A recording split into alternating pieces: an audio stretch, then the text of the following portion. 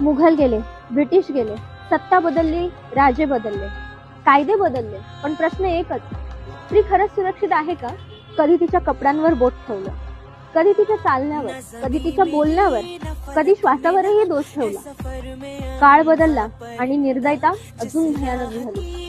3 वर्षांची, 5 वर्षांची, 10 वर्षांची, ज्यांना अजून जग काय हे माहित नाही, त्यांच्यावर होणारा अत्याचार. आधी स्त्रीला दोष दिला, आज निरागस बालिकांवरही पापाची सावली टाकली जाते.